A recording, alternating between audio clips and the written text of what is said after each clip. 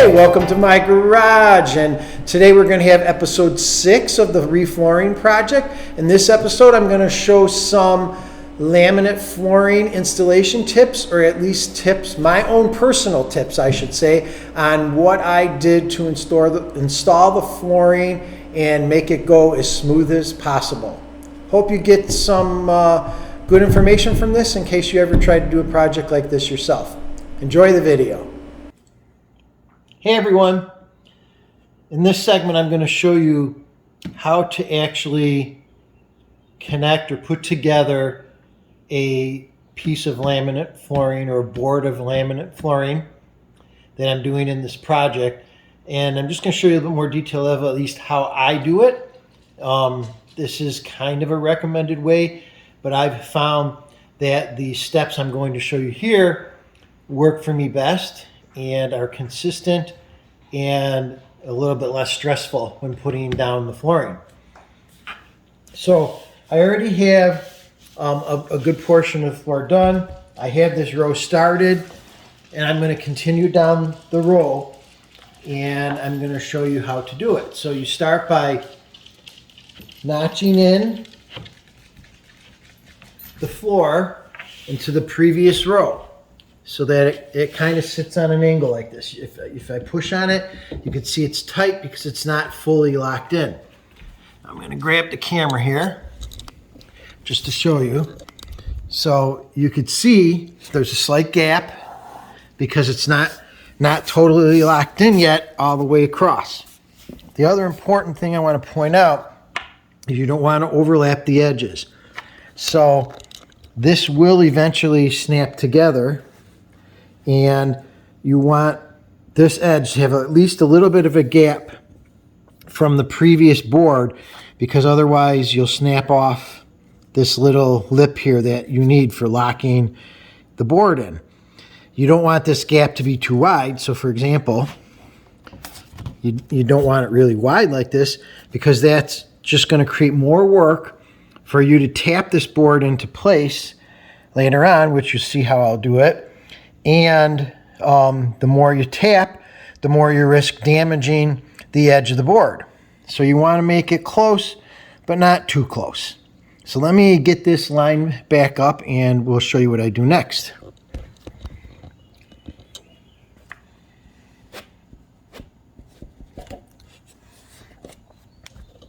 Okay, so now that I have my smaller gap here, the next part of the process is to tap this board in from this edge to lock it in a little bit better and close that gap up. Now, you don't want to hit the board directly because you'll damage the next locking mechanism here. They make plastic tools, they make tapping bars, and those could work, but none of the tapping bars are really formulated for every type of flooring edge. So what I have found works best is I have what I call a pounding board. See how it's got a P on it, so I know which ones are my pounding boards.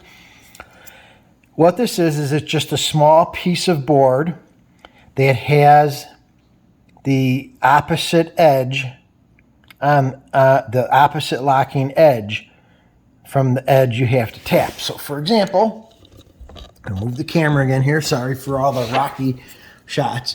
If I put this board here and lock it in, you could see it fits perfectly. I'll do it again. It fits perfectly on the edge of that board. I'll show it from the side a little bit here. So what that does is that creates basically what I call a no space connection. It's a locked, rock solid connection between the pounding board and the board you're trying to install.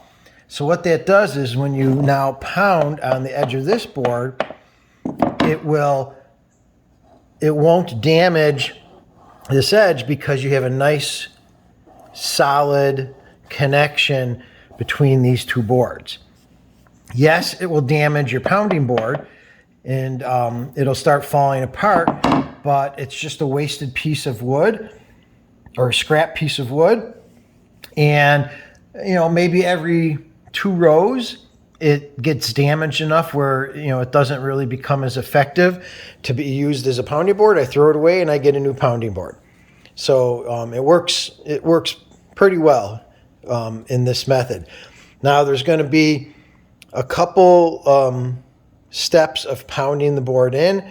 It goes pretty quick, but I'll explain it as I go along. So let me set the camera back up so that you can see what I'm doing, and I'll show you the next steps. So what do? I usually pound it in 3 places. On this edge, the middle, and the other edge. So I have my pounding board in place, and I just kind of hold it steady so that it doesn't move and shift or fall off or crack the good board. And you don't need to usually hit it very hard. Just tap it a couple times like that.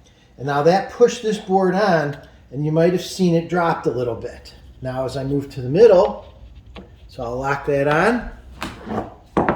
I'll go to the middle. Tap, tap, tap. I'm watching to see that the gap closes here. And it dropped down a little bit further. And then I'll go close to this end. Tap, tap, tap. That gap closed up and the board dropped. Now, sometimes this one actually dropped really well, so it's almost fully connected. But sometimes it might still be up a little bit. So this is a laminate floor installing hammer.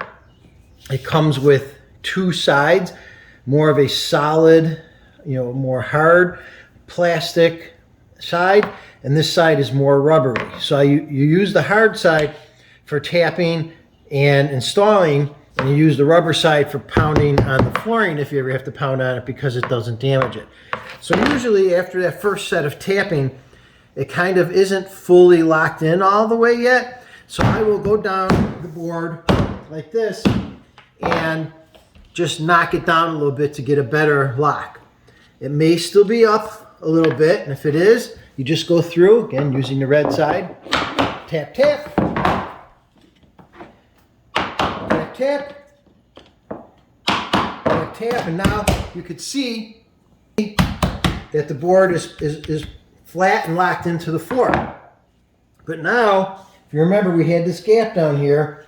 I have to pound the board this way to close up this gap and lock it in with the previous board. So, if you did this correctly, the locking edge here is the same locking edge as here. So I'm using the same pounding board, except this time I lock it in on this edge. Again, I hold it up a little bit, hold it steady, and just start tapping the board here to knock it that way, that 1/4 inch or so to lock it in. It's going to get loud. Kind of watch it move here, and I look down to see if it's locked yet. And it looks like it stopped moving. Just to make sure, I go back and make sure it's locked in, and the board is installed. So we will now continue on and do that for every board down the rest of this row. Hope you enjoyed the episode. And for now, the garage is closed.